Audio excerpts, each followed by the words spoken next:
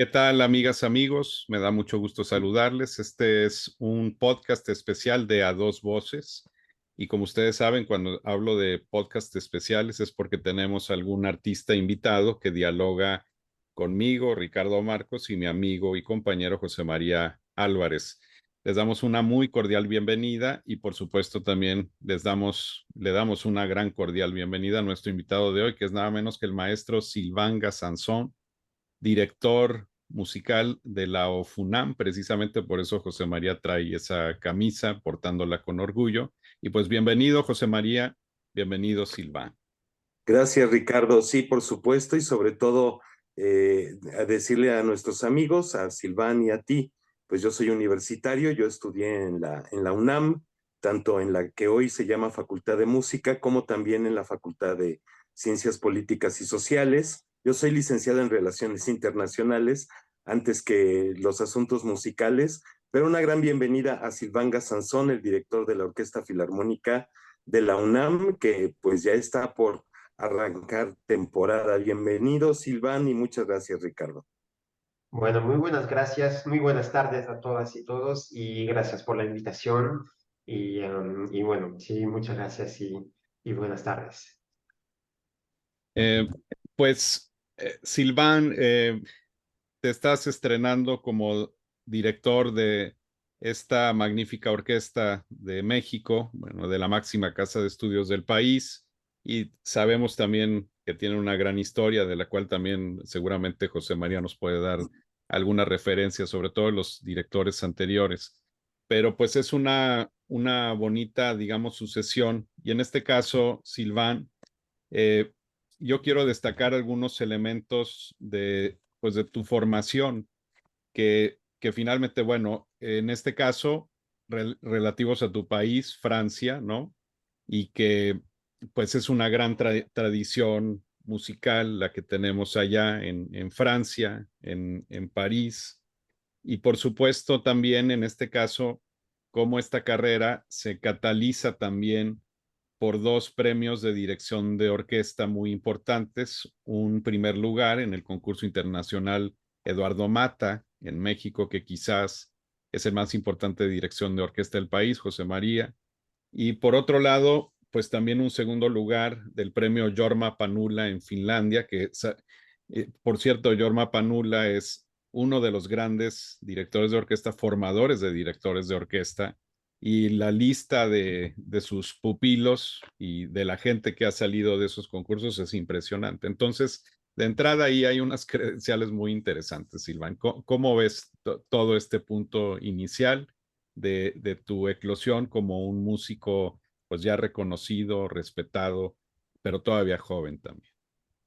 Bueno, joven, no sé, espero, pero bueno, ha sido una trayectoria, digo, bueno, no siempre fácil, por supuesto, porque es una profesión bastante complicada, bastante difícil, pero también tuve la fortuna de encontrar muy buenas personas que me apoyaron mucho.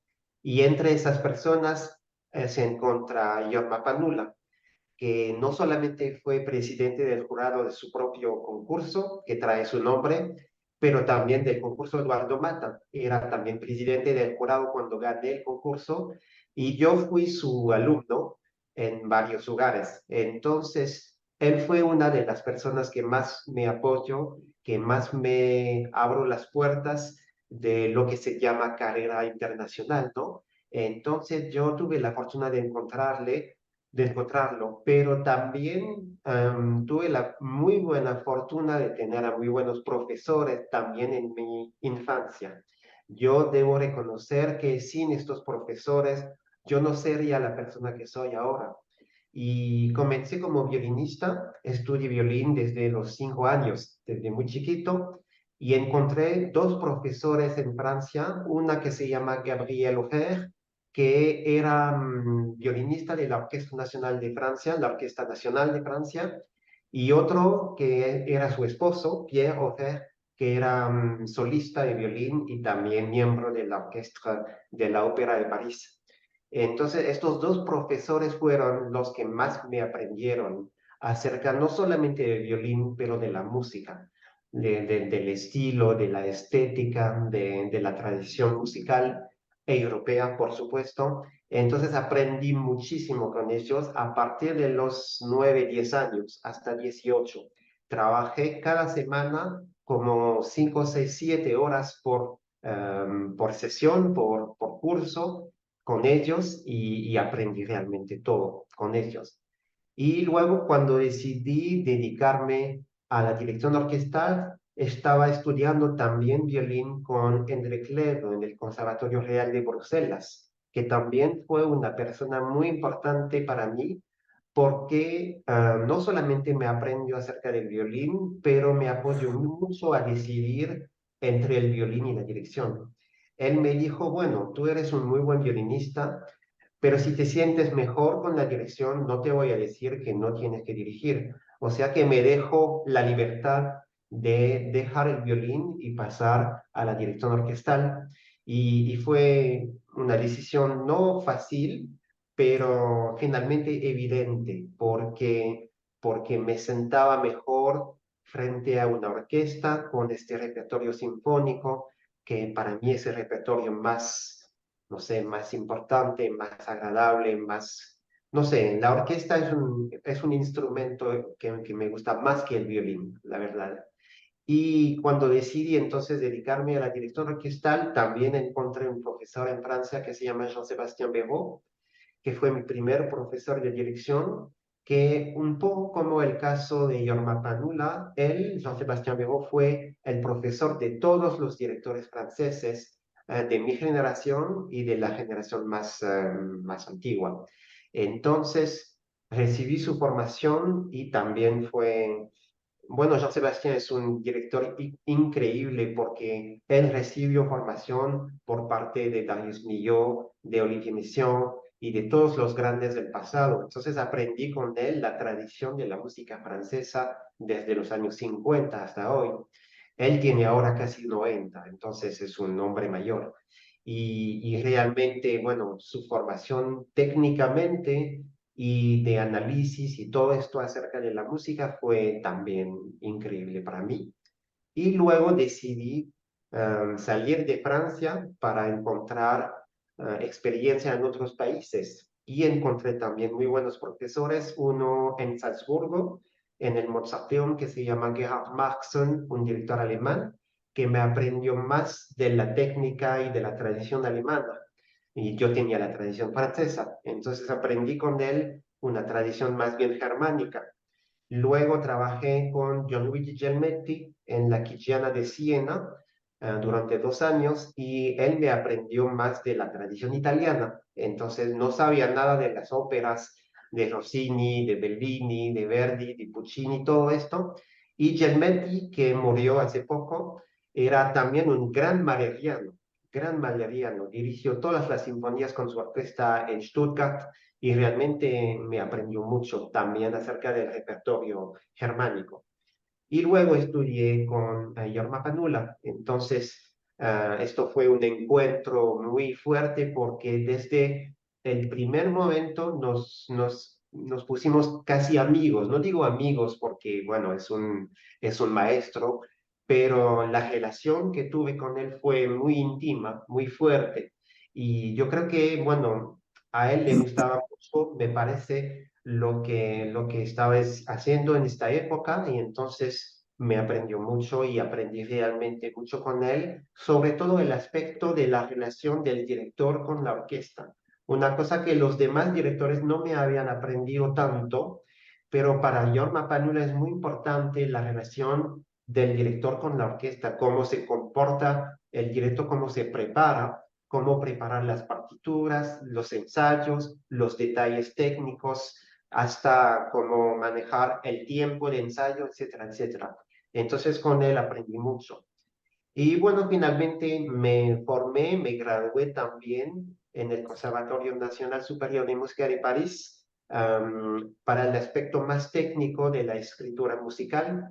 Entonces estudié armonía, análisis, orquestación, etcétera, etcétera. Todos estos aspectos más bien técnicos, digamos, y aprendí a escribir música en el estilo de los compositores del pasado. Entonces yo tuve que escribir, por ejemplo, una sonata para violín en el estilo de Strauss o un moteto para cuatro voces en el estilo de Mozart, etcétera, etcétera. Entonces fue también un aprendizaje muy importante para mí porque es una tradición que tenemos en el Conservatorio de París de aprender así, ¿no? La composición, pero no la composición, digamos, libre.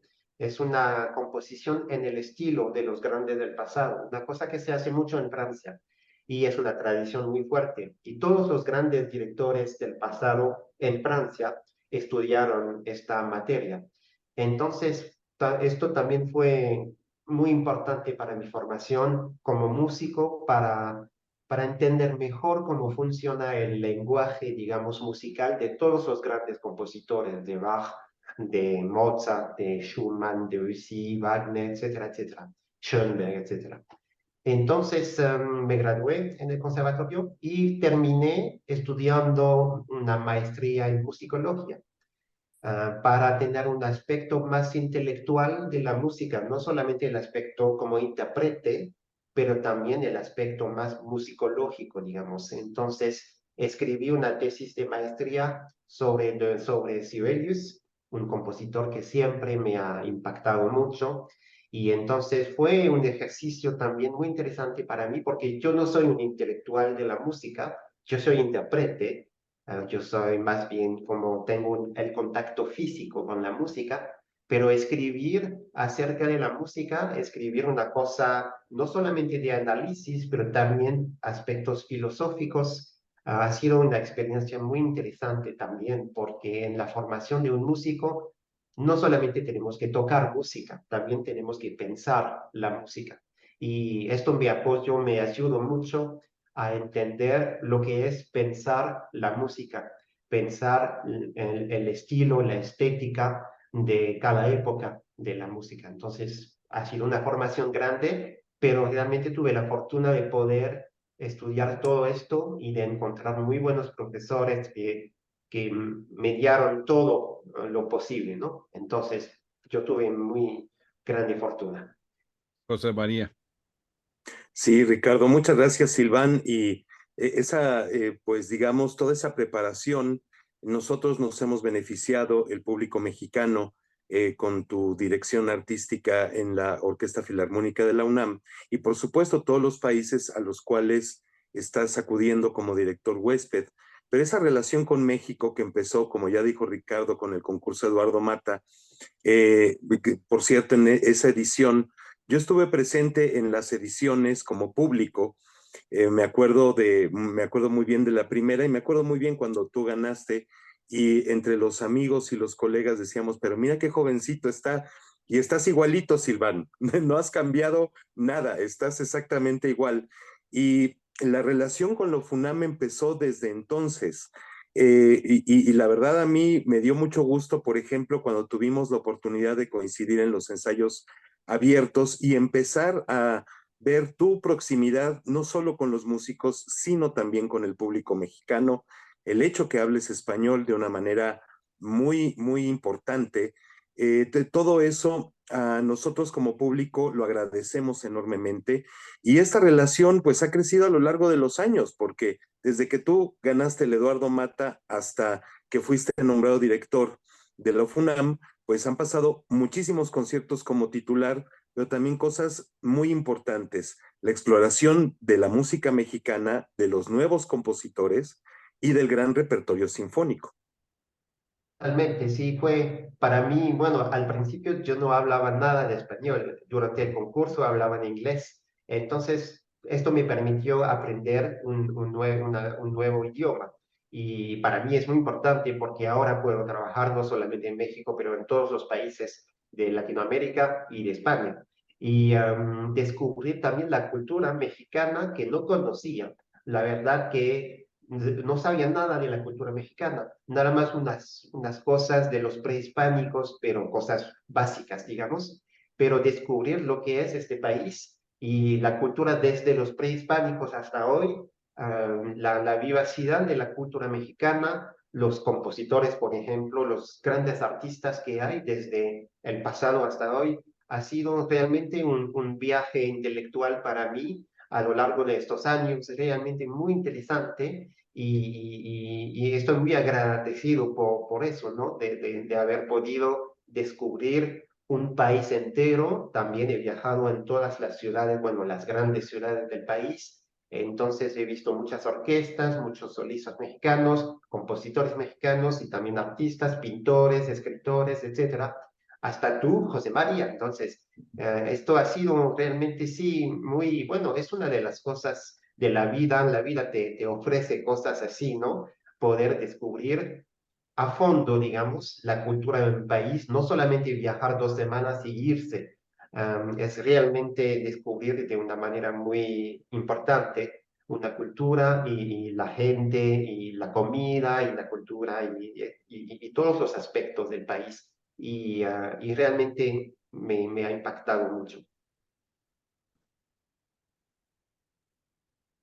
Silván, me gustaría preguntarte eh, sobre, son un par de ahí de preguntas o acotaciones que van de la mano. Una, nos acabas de relatar también una formación que finalmente está centrada en una escuela histórica que es la francesa, o sea, a través de los estudios del Conservatorio Nacional Superior de Música de París, y que además es una historia excelsa. Sabemos que los grandes compositores franceses, bueno, la mayoría, no todos, pero la mayoría salieron de allá, ¿no? O fueron derivados sin lugar a dudas de algunos profesores que estuvieron o maestros que estuvieron ahí, ¿no? ¿Cómo ves eso? Y sobre todo también la tradición de dirección orquestal, porque de alguna forma también eres heredero en línea, aunque tu formación haya sido también muy diversa, y lo cual eso definitivamente enriquece las miras, ¿no? Pero ven, citemos ahí unos nombres, ¿no? Ad libitum, Pierre Monteux, Jean Martinon, Charles Munch, Paul Paré, y más en la actualidad, pues tenemos otros, Emmanuel Krivin, por ejemplo, Serge Baudot, en fin, eh, sientes que eres parte, o sea, de ese gran legado que hay hacia atrás, y hacia dónde va a lo mejor ese legado hacia adelante, ¿verdad? Sí, claro que sí. Bueno, no sé si soy heredero de estos franceses, sino más bien heredero de los profesores que me enseñaron a dirigir. Pero sí, por supuesto que de una manera inconsciente, seguramente tengo algo en la sangre que tiene que ver con estos grandes del pasado. Yo me referiría más a Pierre Boulez que a Munch o músicos así, porque Pierre Boulez para mí es la figura tutelar de la música francesa de la segunda mitad del siglo XX, a veces para lo peor y a veces para lo mejor. O sea que lo peor lo digo porque tenía un carácter muy fuerte y no siempre fue fácil vivir en la época de Pierre Boulez porque él era un poquito dogmático a veces, Así es. pero es un gran músico, uno de los más grandes y lo encontré unas veces, no fui su alumno y nada, pero lo encontré como muchos franceses y realmente verlo trabajar con la orquesta, verlo dirigir, creo que esto tuvo un impacto muy fuerte. Quizás es la razón por la cual yo dirijo sin batuta. Seguramente tiene que ver con él porque yo no me sentaba bien con la batuta. Cuando gané el concurso Mata, yo tenía la batuta, como cada director, aprendí así y es una tradición bien francesa, hasta Charles Munch que tenía una batuta de 2 kilómetros.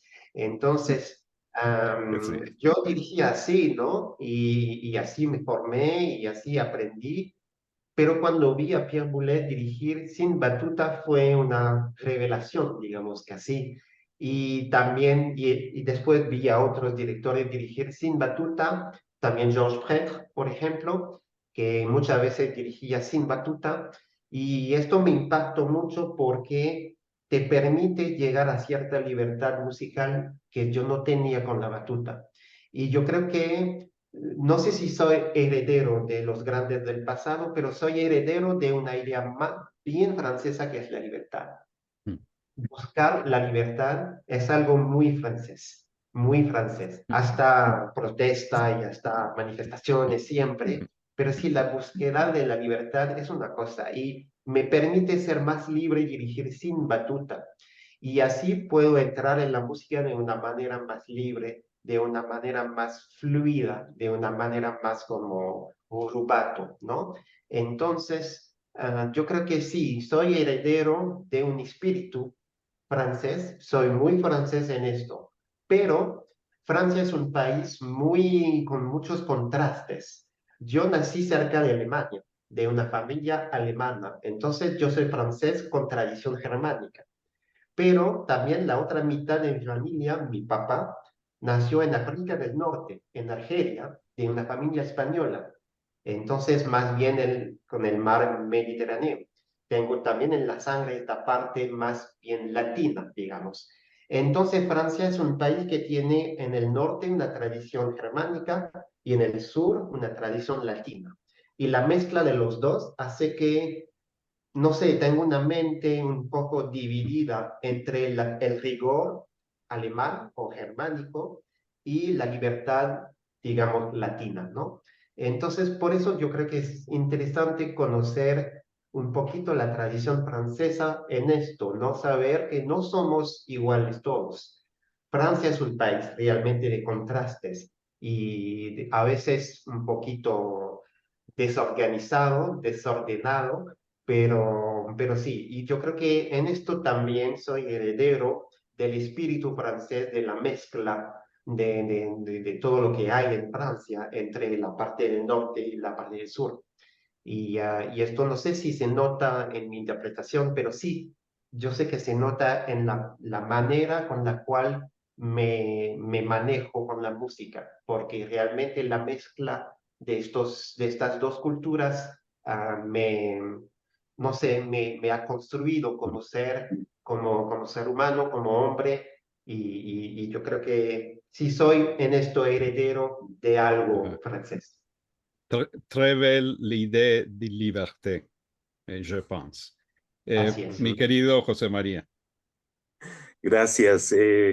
Pues la verdad es que eso es lo que yo siempre he pensado desde que conozco a Silvanga Sansón como músico, como director al frente de la UFUNAM, que es donde he tenido la oportunidad durante ya muchos años de verlo, primero como huésped y ahora como titular. Justamente eso, ese espíritu de libertad, el espíritu de exploración, de reconocimiento, de conocimiento de cosas nuevas y sin temor alguno poder dárselo al público. Por eso, bueno, pues hemos tenido en los últimos años y especialmente en las temporadas recientes con Ofunam Silvan, mucho repertorio muy importante, muy nuevo, que se ha hecho en otros países y que nosotros hemos escuchado aquí. Y por supuesto tuvimos después del periodo pandémico y que ustedes lo habían hecho ya con anterioridad, nuevamente tuvimos Turangalila de Messiaen, gracias a ustedes, que además la exploración de esta música para el público mexicano resultó pues como si hubiera sido la quinta de Beethoven, o sea, la reacción, obviamente por una interpretación fenomenal, fue verdaderamente estupenda. ¿Cómo de alguna forma, Silván, tú te sientas a pensar tus programas, no solo en México con Ofunam, sino en muchas partes del mundo, justamente con ese carácter libertario, explorador, libre? Bueno, nada más un detalle para volver a lo que dijiste de la reacción del público mexicano. Lo que más me emocionó, hasta las lágrimas casi, fue no solamente la reacción del público frente a la Turangalila, pero frente a la música que tocamos de Transitoire de Gérard Griset. Mm. Fue una reacción que no esperaba, o sea que es música muy compleja, muy complicada y a veces resulta un poquito, no sé, difícil para el público y la reacción fue realmente tan fuerte, tan cariñosa, tan increíble, tantos aplausos para esta música nueva que para mí me emocionó y creo que fue la recompensa de todas mis ideas, ¿no? De decir que esta música es para todos, el público puede aceptar este tipo de música. no solamente es para público experto o público que nada más escucha música nueva. Todos pueden apreciar este tipo de música, aunque sea un esfuerzo, aunque sea difícil a veces, por supuesto que no es fácil, pero se tiene que hacer. Y entonces, volviendo a tu pregunta, bueno, escucho mucha música en casa, sobre todo los compositores que no conozco. Me gusta mucho cuando veo un compositor y no conozco el nombre y voy de inmediato a buscarlo y escuchar su música y a veces es bueno, a veces es malo o menos bien, pero siempre estoy buscando nueva música y hasta cosas muy exóticas, compositores un poquito olvidados, digamos. Y cuando llego a un compositor que realmente pienso que puede ser interesante para una orquesta o un público, trato de convencer a la gente para tocar este compositor. Y yo tengo muchos ejemplos de compositores olvidados que realmente me gustan muchísimo y también de compositores conocidos, pero menos conocidos que los grandes Beethoven, Mozart y todos, pero un poquito menos conocidos, pero sobre todo obras de ellos que no se tocan más. Por ejemplo, en el caso de un compositor bien conocido como Vaughan Williams, que nunca se toca o pocas cosas se tocan y se toca siempre lo mismo. Y entonces yo conozco todas sus sinfonías y son unas maravillas. O sea que no solamente se tiene que tocar lo de siempre de Vaughan Williams, como el pájaro, no sé cómo se dice, The Lark Ascending, pero también las La Londra, sinfonías, sí. no solamente la número uno, pero la dos, la Londres, la Antártica, La bueno, todo 9. eso, la 9, todo, todo. Entonces, realmente es el tipo de cosas que me gusta mucho hacer. También un compositor como Elgar, que hicimos la primera sinfonía con la UFUNAM hace unos años, y porque se toca siempre lo mismo, no se toca sus sinfonías o solamente un poquito la 2, pero la uno nunca, y nunca se tocan, por ejemplo, sus oratorios como The Dream of Gerontius. Son obras maravillosas y no se tocan, o sea que se toca siempre lo mismo en Tchaikovsky, de Beethoven, de Brahms, que ya sabemos y que son muy buenas obras.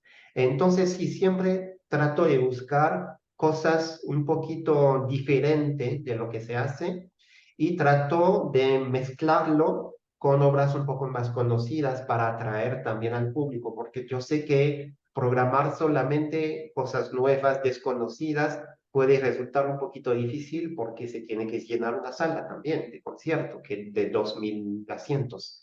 Entonces, para atraer al público, trato de encontrar un equilibrio entre lo desconocido y las cosas más conocidas que quiere el público, pero sin caer en la novena de Beethoven de siempre o sin caer en las cosas como el Capnaburana o cosas así, ¿no? Porque basta de Capnaburana, basta de novena de Beethoven, por favor.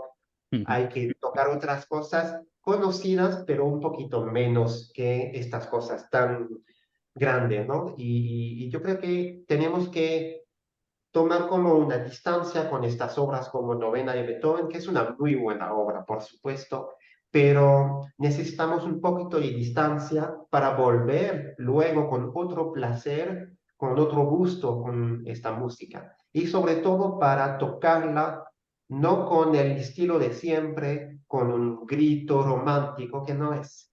Entonces también en mi programación trato de cuando digo que voy a dirigir, por ejemplo, la quinta de Beethoven que hicimos, no voy a dirigir la quinta de Beethoven de Karajan 1960 y algo. Voy a dirigir una quinta de Beethoven en el estilo un poquito más, digo, moderno, no sé cómo definirlo, pero en un estilo un poquito más limpio, digamos, un poquito menos romántico, menos, porque así lo espera el público. Quieren escuchar una quinta de Beethoven, que es un grito con 8 contrabajos y con 16 primeros violines, pero no puede ser así. Entonces también trató de encontrar una forma honesta y estéticamente hablando, informado, informada, no sé, y honeste de tocar esta música conocida, porque no quiero caer en el grito musical de siempre, cuando un director quiere dirigir nada más la quinta de Beethoven para atraer a 2.000 personas y ganar mucho dinero. Esto a mí no me interesa. Quiero hacerlo de una forma honesta. No digo que soy más honesto que otros, pero es mi forma de hacerlo. Entonces, si hago la quinta de Beethoven, no la voy a hacer 10 veces en un año. Lo voy a hacer una vez bien hecha, con un estilo bien pensado y para no caer en lo de siempre. La rutina es la cosa que más me odio. O sea, odio la rutina. No quiero hacer lo de siempre. Necesito cambiar siempre. La única cosa que no cambia es mi pareja, si no, el resto tiene que cambiar siempre. Pues con eso que hablabas de Vaughan Williams, ya nos ganaste aquí a dos seguidores inmediatamente, porque me parece interesante y me voy a los hechos también. Recuerden ustedes que la temporada de la UFUNAM, la tercera, arranca precisamente este fin de semana, el 23, este sábado 23. Y vean ustedes nada más este programa, o sea, las 5 piezas para orquesta de Arnold Schoenberg y Das Lied von der Erde de Mahler, la canción de la Tierra. O sea, imagínense ese arranque de temporada. Y luego más adelante hay también el concierto para violín y orquesta de Mendelssohn, junto con las 5 piezas para orquesta de Anton Webern y la Noche Transfigurada también de Arnold Schoenberg. En pocas palabras, programas pues muy balanceados, pero también con grandes solistas como el del tercer programa en donde va a estar nada menos que Radovan Blatkovich. Imagínense ustedes, el gran cornista que va a tocar el concierto para corno de Krzysztof Penderecki, pero también tendremos algunos estrenos mundiales, una sinfonía de Federico Ibarra y también de Kaija Saariaho, la gran compositora finlandesa que acaba de morir hace poco, Asteroide 4179 Tutatis, ¿no? Entonces, pues bueno, son elementos en donde vemos siglo XX, que siglo XX de pronto las personas hablan como si fuera moderno y discúlpenme, ya pasó un siglo. O sea, siglo XX ya no es música nueva, esencialmente lo nuevo es lo que se está haciendo en este momento, ahorita en el siglo XXI, los 23 años que llevamos en este siglo, y por supuesto la gran tradición clásica que como dice Sylvain, se debe de mantener. Entonces, digamos que esa sería tu aproximación a construir estos programas, Silván, y se evidencia. Ahora, al respecto de eso, he escuchado a algunos colegas tuyos, y la mayoría de ellos de mayor edad, ¿no? Y colegas importantes, ¿no? Pianistas, eh, que están preocupados un poco por el tema de la música clásica. No sé qué consideres tú al respecto. Estaba pensando yo preguntando si considerabas que la música clásica estaba moribunda, pero se me hizo demasiado fatalista. No sé si considerarías o no, a lo mejor tú no consideras eso, que está en una especie de crisis actualmente el medio de la música clásica, pero también es cierto que antes de que respondas, yo nada más acotaría que es un tema que lo hemos escuchado muchas veces. Es más, a lo largo de mi vida he escuchado eso, desde 20 años atrás o 30 años, no sé si sea tu caso, José María, pero bueno, sabemos a veces del aparentemente endeble mundo de la música clásica. Bueno, si hablamos no solamente de la música clásica, pero del arte en general, yo creo que estamos en crisis desde los griegos antiguos.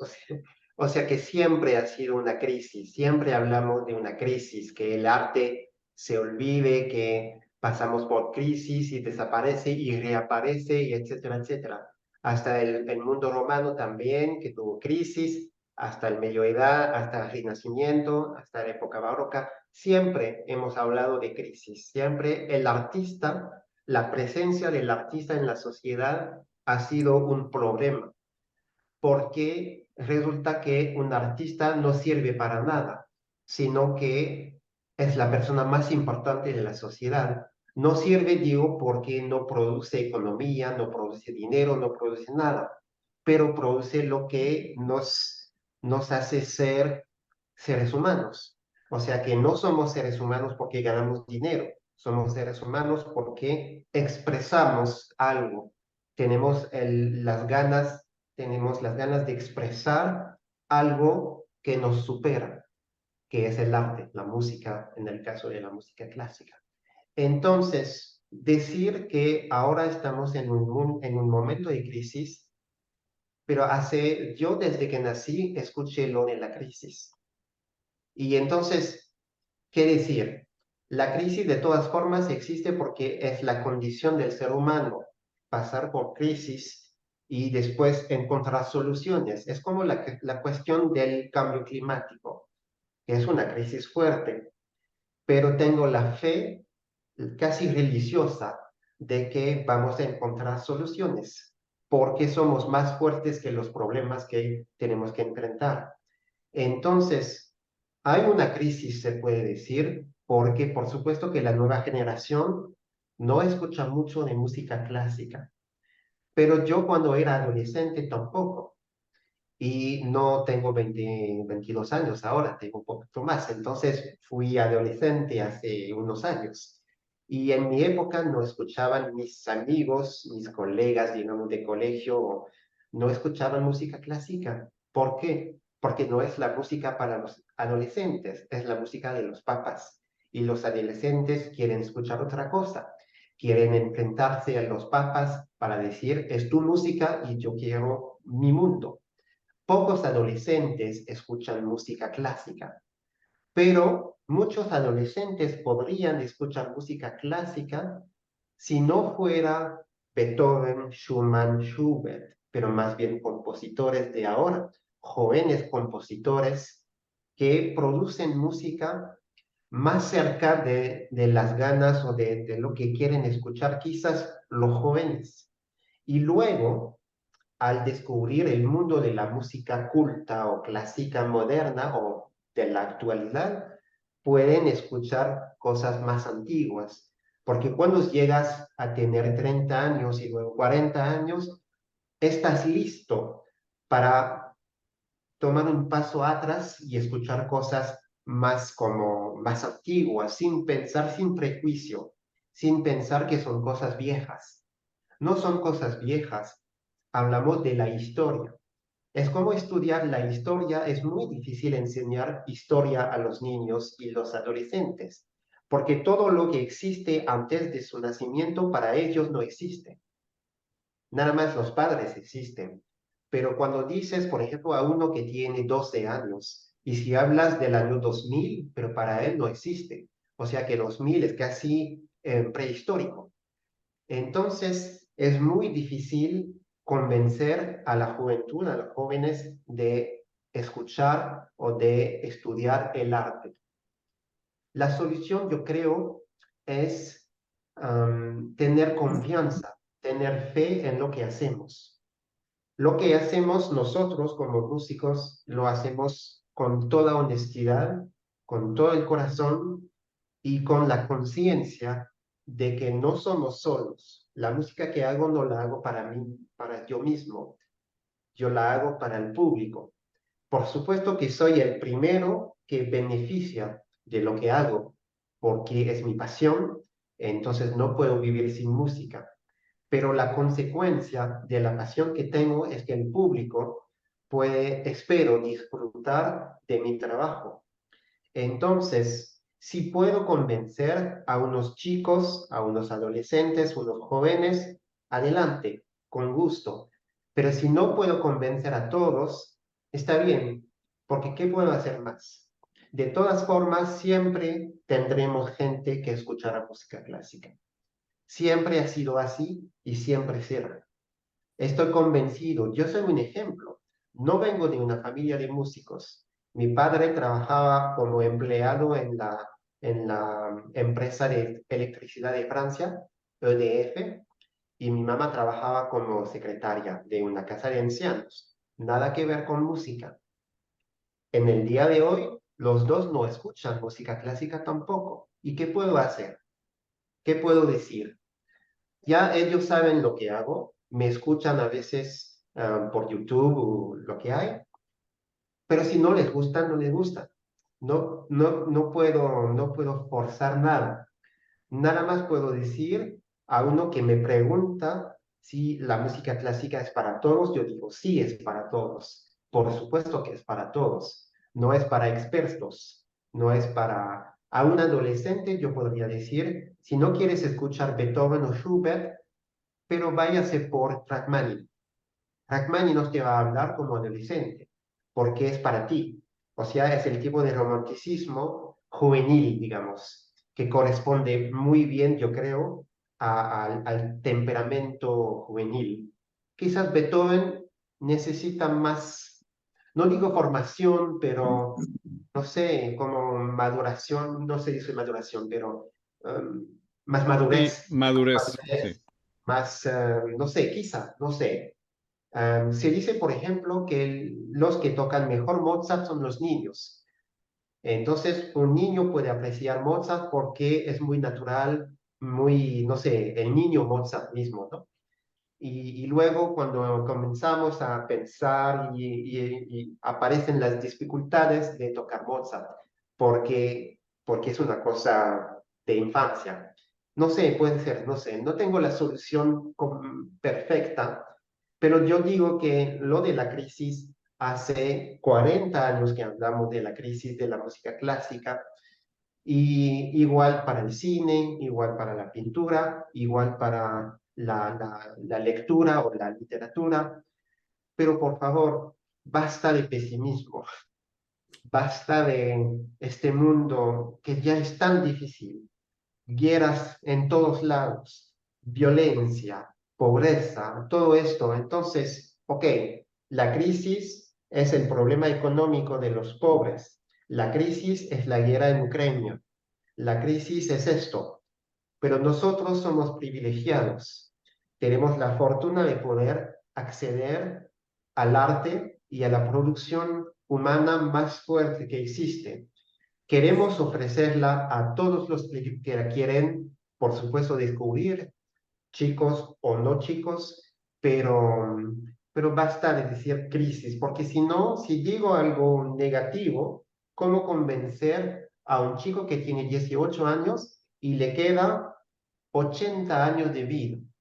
Y voy a decir, vas a vivir una crisis toda tu vida, pero es imposible, por favor. Un poco de aire fresco, un poco de distancia con todos estos problemas que existen. Por supuesto que hay problemas, pero quizás hay soluciones que vamos a encontrar y de todas formas la solución es para mañana.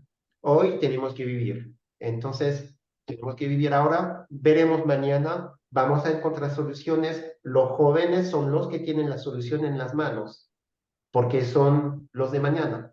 Yo soy joven, pero no tanto, entonces me quedan muchos años de vida, espero, pero ya tengo también bastante años de vida y yo puedo decir que sí, realmente la solución la tiene cada uno, sobre todo cuando no tiene problemas de vida.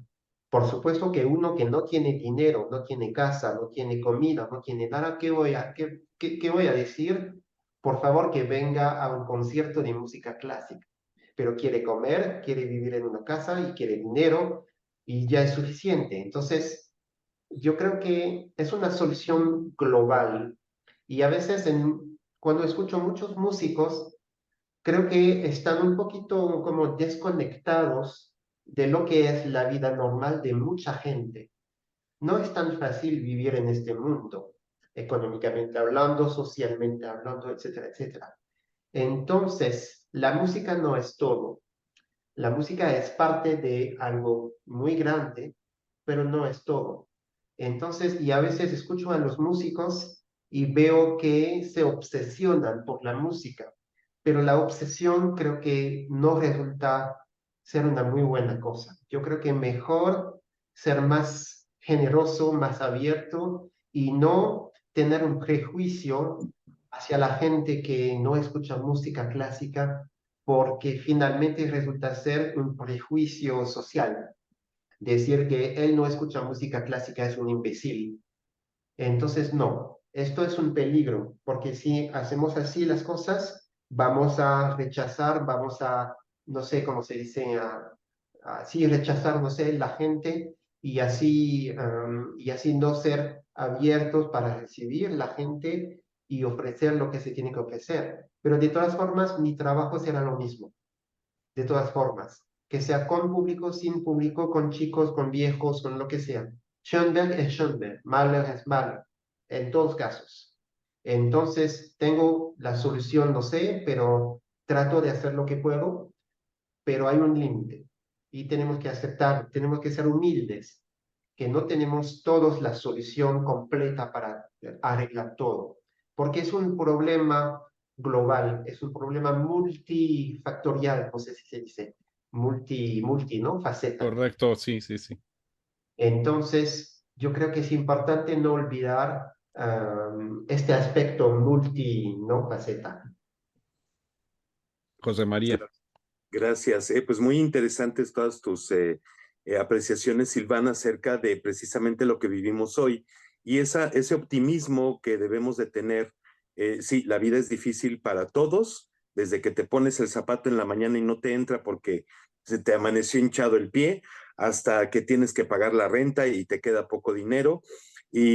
Vaya, los cambios ambientales, en fin, pero el mundo es mejor definitivamente gracias a la música. Y este trabajo que sí estás haciendo con la UFUNAM es también heredero de una orquesta que nació justamente de la Universidad Nacional Autónoma de México, la más importante, una de las más importantes del mundo y de América Latina. Y digamos que en los inicios me gustaría hacer esta pequeña apreciación antes de darte la palabra, Silván, para comentar la temporada número 3 de este año. La OFUNAM hizo un giro total en su historia cuando llegó Eduardo Mata, muy jovencito, a dirigir la orquesta. Él ya había dirigido la Sinfónica de Guadalajara teniendo 24 años, era un muchacho apenas, y llegó muy, muy joven también a la OFUNAM, y ahí cambió todo. ¿Por qué? Porque empezaron a tocar en el Auditorio Justo Sierra de Ciudad Universitaria, donde confluían todos los estudiantes de arquitectura, de ingeniería, de políticas, de los deportes, etcétera, y empezó a llenar el auditorio con jóvenes que hoy ya son de una edad mayor, a muchos de ellos yo los conozco y que me decían que hasta rompían las puertas del auditorio para poder entrar, jóvenes de 17, 18, 19 años, porque querían oír Mahler, querían oír Beethoven, pero también lo que se empezó a oír por primera vez en México, que fue Schoenberg, que fue Anton Webern, Alban Berg, Boulez, toda esta música que aunque Carlos Chávez la había empezado a traer ya a México, con Mata y sus programaciones, Von Williams se escuchó por primera vez en México con la Sinfónica de la Universidad y Eduardo Mata. Entonces, esta programación que nos presenta la OFUNAM y tú como su titular es justamente heredera de esa gran tradición maleriana. En esta ocasión es el foco, como se le ha llamado desde hace un par de temporadas, en Mahler, su repertorio sinfónico, no todo, pero unido a la Segunda Escuela de Viena y cómo estos compositores están ligados mucho a Mahler. Schoenberg escuchó el estreno de la novena de Mahler, dirigida por Bruno Walter. Él hizo muchas anotaciones, Schoenberg, de la séptima de Mahler. En fin, hay muchos puntos en común y que confluyen en esta temporada con ese foco en Viena y Mahler. Claro, sí, viene a 1900, o sea, la primera parte de esta modernidad de la segunda escuela de Viena, antes del dodecafonismo, pero sí esta transición absolutamente apasionante cuando pasó, por ejemplo, Schoenberg, a partir de la Noche Transfigurada de 1899 hasta el Opus 16 que vamos a tocar esta semana en 1907-8. Entonces, este cambio de estilo, de lenguaje musical y de ver también la búsqueda de libertad que quiso hacer Schoenberg a través de su obra. También se nota, ¿no? La sensación, las ganas, la sensación de libertad que él quería encontrar a través de su obra. Y cuando escuchamos al Opus 16, que no es la pieza que más se toca de Schoenberg, realmente es una cosa, parece que se ha escrito ayer. O sea que es tan nuevo, tan moderno, que parece una cosa de ahora. Y esto es muy interesante. Por eso elegimos estas piezas de entonces el Opus 16 de Schoenberg, el Opus 10 de Webern, el Opus 6 de Berg, el Opus 6 de Webern también. Todas estas piezas que están escritas en un estilo tan libre, que manejan el estilo entre tonal a tonal, etcétera, etcétera, tan libre que realmente es un momento apasionante de la música, en los años entre 1900 y 1915 más o menos. Entonces, por eso va a ser muy interesante y ligado a la música de Mahler, que para mí es también un compositor moderno. Yo tengo una visión de Mahler más bien bulesiana que bernsteiniana. O sea que para mí no es el último romántico, sino el primer moderno, sobre todo a partir de la sexta. Por supuesto que las sinfonías de 1 a 5 pueden ser sinfonías románticas o postrománticas, pero aparte de la sexta, la trágica, y luego sobre todo la séptima, que es una cosa tan moderna, bueno, la octava que tiene un lugar un poquito especial en la producción valeriana, luego la canción de la tierra, luego la novena, luego el adagio de la décima, son cosas tan modernas que para mí el ligado con la liga con la música de la Segunda Escuela de Viena es totalmente evidente, porque las raíces o los raíces, no sé, de la música de Schoenberg sobre todo, está en la música de Mahler, por parte, por supuesto, está también en la música de Bach, también en la música de Brahms, pero también en la música de Wagner y Mahler. Y yo creo que sobre todo Mahler para la parte más libre de los años 1907-8 y Wagner sobre todo para la música de La Noche Transfigurada, Peleas y Melisande, etc. Entonces el cambio de estilo de Schoenberg, Berg y Webern realmente es una cosa tan increíble que es imposible no tocar esta música. Y yo creo que para la orquesta va a ser un viaje musical muy interesante porque unos me comentaron hoy, por ejemplo, que la canción de la Tierra no se tocó desde más de 15 años. Y para mí es imposible que la FUNAM no pueda tocar cada 2 o 3 años al menos una sinfonía de Mahler. Me dijeron también que la novena no se tocó desde casi 20 años. Y es imposible, se toca solamente la primera, la quinta, la cuarta, pero necesitamos también las demás sinfonías. Casi no se tocó tampoco el adagio de la décima, que es una cosa, pero y es un aprendizaje también para la orquesta, o sea que tocar esta música hace crecer la orquesta, hace que, porque se enfrentan a los más grandes retos de la música, ¿no? Tocar la música de Mahler, que es muy demandante, muy poderosa, muy difícil también, y el estilo típicamente vienese, típicamente mahleriano, los efectos de cuerda, la respiración de los alientos, etcétera, etcétera son todos elementos que no se pueden explicar, sino que se tienen que tocar y tenemos que aprender cómo hacerlo. Y yo creo que va a ser muy interesante ver cómo los músicos se van a apropiarse la música de Mahler y la música de Schoenberg, de Berg y Weber, para ver cómo la van a tocar, cómo van a aprender a tocarla y realmente, bueno, el ensayo de hoy, por ejemplo, fue muy interesante en esto, porque Schoenberg salió muy caótico, porque es muy difícil. Y se nota que tenemos que trabajar los detalles, todo, y realmente va a ser muy interesante. Y estoy muy contento de poder compartir este trabajo con los músicos de la FUNAM, porque, bueno, es una muy querida orquesta y entonces yo quiero ofrecer lo que sé de esta música, lo que aprendí yo en el pasado y realmente estoy muy contento de poder ofrecer este resultado de tantos años de trabajo acerca de esta música. Excelente. Me gustaría decir, por ejemplo, la UFUNAM estrenó en México la décima de Mahler terminada y no fue hace muchos años, fue, bueno, sí, hace unos 20 años, pero el sonido de la orquesta viene muy de acuerdo, justamente como lo has dicho, Silván, para este repertorio, y también el de la Sala Nezahualcóyotl, que es la sede de la orquesta. Es una música verdaderamente espectacular, Ricardo. También está ahí presente Richard Strauss, otro de los grandes compositores de esa escuela. Rival Y de Mahler, rival amigo de Mahler, porque amigo, se amigo, llevaban bien, pero sí, sí, no, pero incluso cuando muere Strauss, escribe algunas cosas muy, eh, eh, eh, pues sentidas, ¿no? De la muerte de su colega. Pero ujú, como siempre entre grandes hay una cierta rivalidad, sin lugar a duda.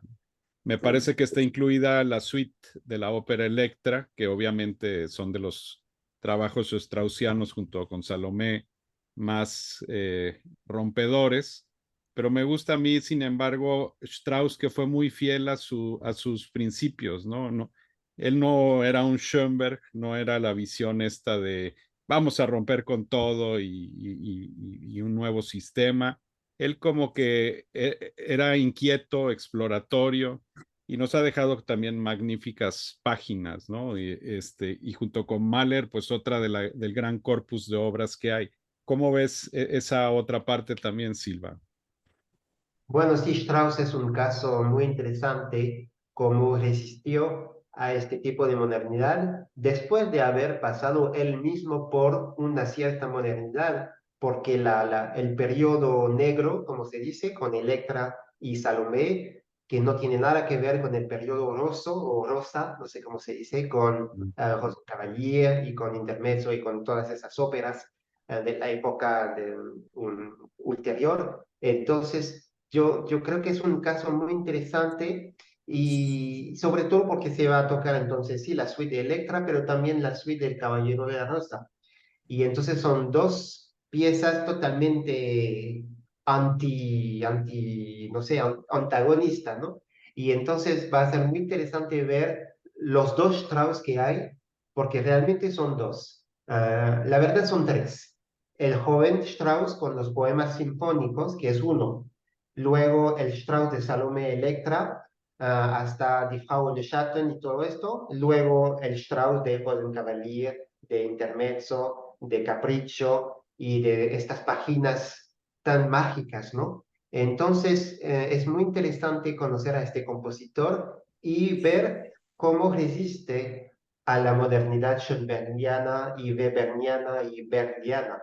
Y entonces va a ser por eso muy interesante y ver también la diferencia entre la música de Mahler y la música de Strauss o la música de Schoenberg y la de Strauss, porque a través de esta diferencia se puede ver lo que fue el siglo XX, o sea, una modernidad casi, no sé, una explosión de modernidad, como el caso de la consagración de la primavera, por ejemplo, y también una modernidad más bien conservatoria, no sé cómo se dice. Entonces, una Conservadora, sí. modernidad de lenguaje, pero que no corresponde a la explosión de modernidad del dodecafonismo, del serialismo, porque, bueno, Strauss era mucho más como conservador, musicalmente hablando. Y entonces es muy interesante ver el antagonismo que hay en el siglo XX, la primera parte del siglo XX, porque es un momento, realmente hay tantas exploraciones, tantas cosas que existen en mismo tiempo, y no solamente en el mundo de la música, pero de la pintura también, de la arquitectura, de Ujú, la ciencia, el nacimiento de la psicoanálisis de Freud, por ejemplo, que es un momento, bueno, es una cosa que también tuvo herederos muy diferentes no sé, Carl Jung y entre después con Jacques Lacan, etcétera, etcétera, todos estos grandes nombres que son herederos de los grandes nombres del principio del siglo XX, que realmente fue un momento, no sé, a mí me habría gustado tanto poder vivir entre 1900 y 1915 para ver todo lo que se estrenó en este momento. Hay que imaginarse todo lo que existió en este momento en Francia, en Viena, bueno, en Austria, en Alemania, Italia, Finlandia, con Sibelius, etcétera, etcétera. Un momento realmente único, un caso casi único. en la historia del arte. Y yo creo que el caso un poquito igual podría ser el periodo de oro en Italia, con el 400 y después hasta el Renacimiento. También es un periodo absolutamente mágico, pero sí, este periodo de más o menos 15 20 años, que no son siglos, nada más 15 20 años es una cosa absolutamente increíble. Increíble, y tú Ujú. nos estás dando un vistazo a una parte de eso. Obviamente, como dices, hay más. Están los franceses, Ravel, Debussy, luego está Janáček, Nielsen en Dinamarca, que es maravilloso. Digo, hay toda una playa de grandes maestros. Tenemos que ir cerrando la conversación, pero yo quisiera preguntarte una última cuestión antes también de cederle a José María. Eh, ¿Cómo le dirías al público de la OFUNAM que debe de acercarse a la música de Schoenberg, de Weber? Son clásicos desde el punto de vista histórico, pero siguen siendo compositores difíciles. Eso es indiscutible y quizás siempre serán, ¿eh? Como lo decías hace rato, medio parafraseando tus ideas, considero que quizás siempre lo serán, pero es parte de una historia y de un bagaje fascinante, ¿no? De la historia en ese momento. ¿Qué les dirías tú a los melómanos, ¿no? Que se van a acercar a Schoenberg, a Weber? Que no tienen que tener prejuicios hacia esta música. O sea, si pensamos que es difícil, entonces sí va a ser difícil. Si pensamos que es nada más música nueva, esto sí, pero nueva en el sentido de novedoso, una exploración un poquito diferente de lo que hay, de lo que existió antes, pero no tan nuevo en el sentido, como bien lo has dicho, histórico, porque ya tiene más de un siglo. Por ejemplo, el Opus 16 de Schoenberg tiene más de un siglo, entonces estamos listos para esta música ahora, creo. Entonces yo diría que sí, abrir los oídos, abrir el alma, abrir el corazón, porque se trata de música, se trata de una exploración un poquito diferente, pero es como un viaje interno, un viaje al subconsciente, un viaje al inconsciente freudiano, porque la música de Schoenberg tiene mucho que ver, y de Mahler, por supuesto, tiene mucho que ver con esto. Entonces es una música que llega directamente a la parte más profunda del ser humano, no solamente el corazón, como en el caso de la música romántica o la música de Strauss, pero más bien a una parte más como detrás del corazón, detrás del alma, una cosa más profunda que Freud llama como el subconsciente o inconsciente. Y entonces el tipo de escritura musical de Schoenberg, el tipo de contrapunto o el tipo de expresión del Weltschmerz de Mahler, habla al corazón y habla al subconsciente de cada ser humano, porque nos habla de la cosa más misteriosa de la vida, que es la muerte, en el caso de Mahler, y que es la exploración a un nuevo mundo, en el caso de Schoenberg, Berg y Weber. Y también la música de Schoenberg habla sobre todo de esta época, tiene mucho que ver con el expresionismo y con el susto, la ansiedad de esta época. Y en esta época Schoenberg tenía muchas dudas, no sabía cómo hacer las cosas y entonces trató de encontrar un camino musical y yo creo que saber que un gran genio como Schoenberg tuvo sus dudas, tuvo sus problemas para encontrar su camino artístico, nos habla a nosotros que nos enfrentamos a las cosas triviales de la vida, cómo encontrar soluciones para salir de estos problemas de la vida que existen, ¿no? Digo problemas que no son necesariamente problemas económicos, etcétera, problemas más bien intelectuales, problemas existenciales, ¿no?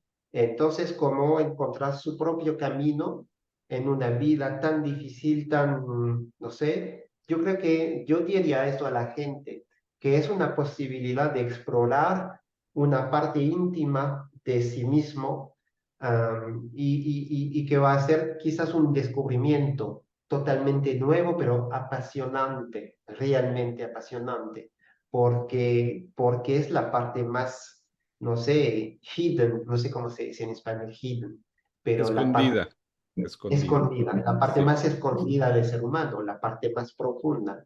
Y esta música justamente habla a esta parte del ser humano. Por eso es muy interesante. Pues muy bien, muchas gracias Silván. Y yo podría recordar un programa de radio de hace muchísimos, muchísimos años aquí en México, que se hizo muy famosa esta serie, en donde el locutor decía con una voz muy gruesa en las noches, decía, apague la luz y escuche. Y en este caso, yo digo, Se nos, se nos fue ahí un momentito, José María Álvarez. Esperamos un momento a que se vuelva con estaba caída. Ahora sí, José María. sí, estaba yo diciendo acerca de esto, que podemos simplemente sentarnos y escuchar y disfrutar y hacer nuestro propio criterio, que de eso se trata también, no solo el disfrute de uno mismo, sino también poder ver hacia el interior, como lo decías ahora, Silván. Y importante es decir que después del periodo pandémico muy difícil, tenemos la posibilidad de ir a la sala de conciertos, de convivir con otras personas, de poder estar en comunidad. Y eso es importante, porque es muy cierto, con tu llegada a la UFUNAM, las nuevas generaciones están llegando a la sala Nezahualcóyotl, están escuchando los conciertos, llenando la sala. Y pues nada más, el aviso, como se dice en México, el aviso parroquial, son 10 programas de la Orquesta Filarmónica de la UNAM, empiezan 23 y 24 de septiembre, son los sábados a las 8 de la noche, domingo a las 12 horas, en la sala Nezahualcóyotl del Centro Cultural Universitario en la Ciudad de México. Y estos 10 programas serán hasta el 9 y 10 de diciembre. También hay unos conciertos especiales, la Internacional Sonora, así nada más, un programa navideño, y ya tuvieron también el programa mexicano, el concierto mexicano. Hay para todos los gustos y los precios, hay también los descuentos para estudiantes, para gente del INAPAM, en fin, hay muchas posibilidades para ir a la sala Nezahualcóyotl, hay transporte por metro, por metrobús, uno puede tomar el taxi de aplicación. No hay pretexto, Silván, Ricardo, para no ir a la UFUNAM. Y si ya no puede ir porque usted vive como yo vivo en un cerro, pues puede verlo por TV O en UNAM otra ciudad, como o es en mi otra caso. ciudad, claro, porque además se ve en muchas partes del mundo, también por YouTube o por Radio UNAM, por la señal de Radio UNAM. Así que hay muchas maneras para poder acudir, pero nuevamente, amigos, Silván, Ricardo, es recuperar la comunidad, hacer comunidad, no aislarnos y dejarnos fascinar con esta música y con esta gran propuesta de Foco Viena 1900 de la FUNAM. Pues muy bien, te agradecemos mucho esta conversación, Silván. Realmente muy agradable, muy interesante tu visión y sobre todo de cara a la temporada de la FUNA. Bueno, muchas gracias por la plática, la invitación. Gracias, José María, por tus palabras, porque realmente lo has dicho muy bien. Y Gracias. muchas gracias, Ricardo, por la invitación. Y entonces, sí, también invito a la gente a venir a disfrutar, como lo ha dicho José María, a disfrutar de esta música. Es su orquesta, la Orquesta Filarmónica de la UNAM, es la orquesta no solamente de los universitarios, pero de toda la ciudad, ya lo hemos dicho, para todas las edades, entonces los jóvenes, chicos, niños, grandes, mayores, lo que sea, realmente. Y no hay pretexto para no disfrutar de la música porque la música es más grande que nosotros. José María, Muchas gracias, Silván. Gracias, Ricardo. Y pues ahí nos vemos en la sala Nezahualcóyotl con la UFUNAM y este Foco Viena 1900. Recuerden, 23 y 24 de septiembre, Silván Gasanzón, nuestro invitado de hoy en A Dos Voces, dirige las 5 piezas para orquesta opus 16 de Schoenberg y la canción de la tierra de Gustav Mahler con Yelena Kordich, mezzosoprano, y un extraordinario tenor veracruzano, Leonardo Sánchez, que debuta con la UFUNAM, y a mí me da mucho orgullo porque es un gran tenor. Silván Gasanzón dirige. Ahí nos vemos, Silván. Ahí nos veremos, sí. Muchas Agra- gracias. agradezco mucho a Armando Ginich, que nos apoyó para realizar también esta entrevista. Va un saludo con todo el afecto. Y pues muchas gracias, Silván. Avientó y esperamos hablar contigo más adelante. Un abrazo, Bueno, gracias, amigas, amigos, y los esperamos la próxima semana con más de la mejor música. Hasta pronto. merci Hasta beaucoup. pronto.